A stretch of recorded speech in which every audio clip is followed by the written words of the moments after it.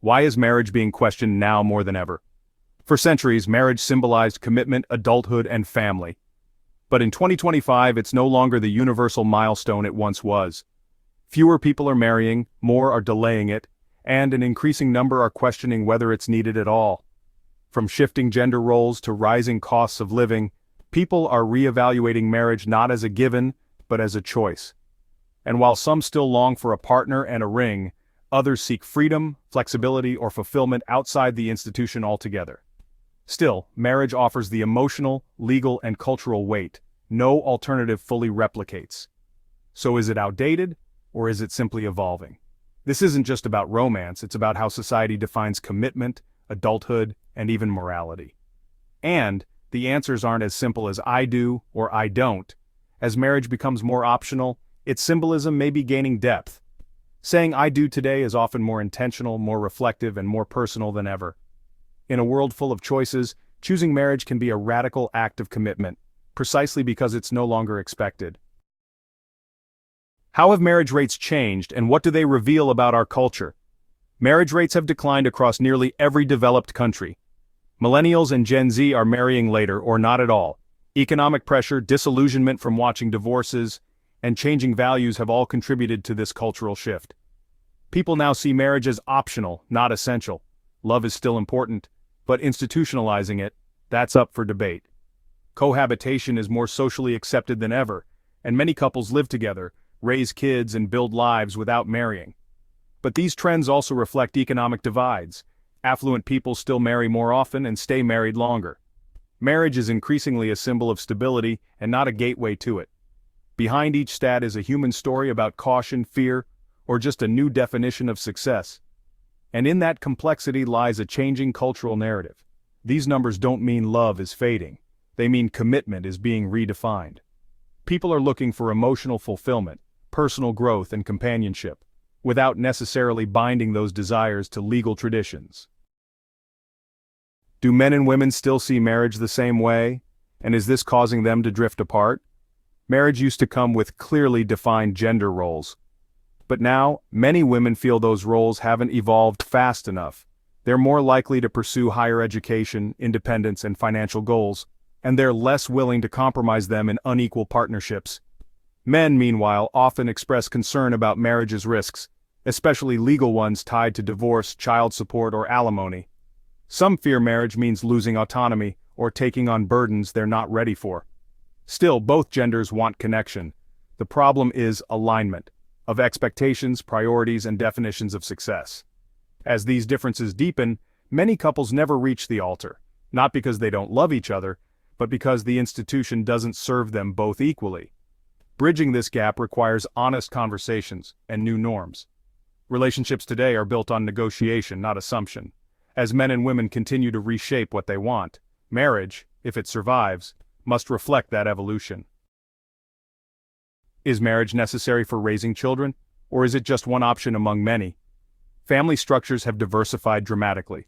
Today, kids are raised by single parents, cohabiting couples, LGBTQ+ parents, and even grandparents. And research consistently shows that emotional stability and parental involvement matter far more than marital status. Still, marriage does provide legal simplicity, shared custody, hospital rights, and inheritance. For many, these conveniences are compelling, even if the relationship itself looks non-traditional. Stigma against unmarried parents has also declined. What was once scandalous is now considered mundane. And in many communities, flexible family models are not just accepted, they're embraced. At its best, marriage can offer children a stable, cooperative environment. But it's far from the only path to that outcome. The growing embrace of diverse family structures means future generations may care more about healthy relationships than formal ones. What will matter most is not the marital contract, but the emotional contract that parents uphold. Is marriage still considered sacred, or has it become secularized? For centuries, marriage was rooted in religion, a covenant before God and society. But younger generations are less religious and more spiritual or secular, redefining the meaning of sacred. While many still marry in churches, temples, or mosques, others write their own vows, host backyard ceremonies, or skip rituals altogether. And that freedom has challenged the notion that marriage must be spiritual to be meaningful. Still, for many, faith remains a strong motivator. Religious teachings on commitment, community, and morality continue to influence decisions about love and family. Marriage hasn't lost its sacredness, it's just no longer the only sacred option. The spiritual value of commitment remains strong, even outside traditional settings. Many now create sacredness in intention rather than location, making a deeply personal moment holy on their own terms. Do the benefits of marriage still outweigh the risks in 2025? Marriage offers tax breaks, healthcare access, spousal protections, and inheritance rights. But it also comes with risks, especially in divorce. Prenuptial agreements are more common than ever. Couples want to protect assets, avoid drawn-out disputes, and maintain financial independence. Meanwhile, some people avoid marriage entirely to sidestep legal entanglements. Long-term cohabitation, domestic partnerships, and legal contracts now mimic many of marriage's protections, without the paperwork or potential penalties. The law is slowly catching up, but inconsistencies remain. Depending on where you live, marriage might still be the only way to get basic protections. Until legal systems fully recognize non-married partnerships, marriage will continue to hold practical power. But that power is increasingly viewed as transactional, and is now used strategically rather than romantically. Will marriage survive or simply take a new form? Marriage isn't dying, it's shifting. For some, it's still deeply meaningful, while for others, it's being replaced with modern rituals, commitment ceremonies, long-term partnerships without the paperwork, or chosen families built through community. The idea of one-size-fits-all marriage is fading. In its place is a pluralistic vision, where people decide what commitment looks like for them, not based on pressure, but on purpose. That's not a crisis, it's evolution. The question isn't whether we need marriage, it's whether we can build love that lasts, even if it looks nothing like what came before. This change is not about rejecting commitment, but expanding it.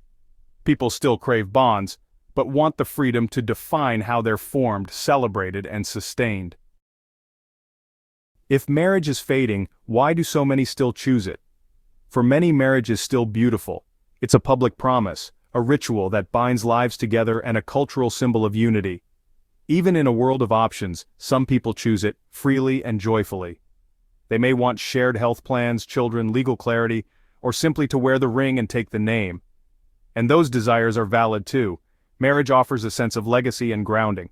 It tells the world, we belong to each other. In the end, it's not about saving marriage. It's about making sure it still means something when we say yes. In a culture of flux, rituals like marriage offer moments of permanence. They become anchors, not because we need them to survive, but because we choose them to thrive. Do we still need marriage? Or are we finally free to define love on our own terms? Marriage no longer defines love, but for some it still celebrates it. What matters more than the vows is the intention behind them. Whether you marry or not, the real question is, are you building something honest, mutual, and lasting? That's what people want, whether it comes with paperwork or not.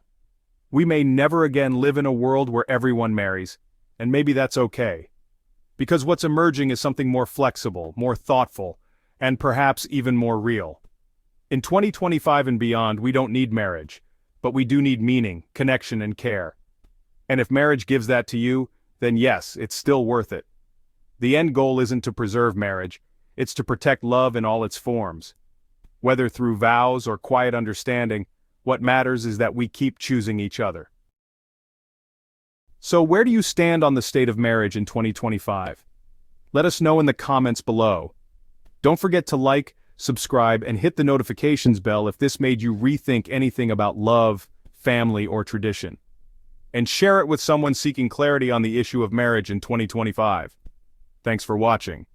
See you in the next video.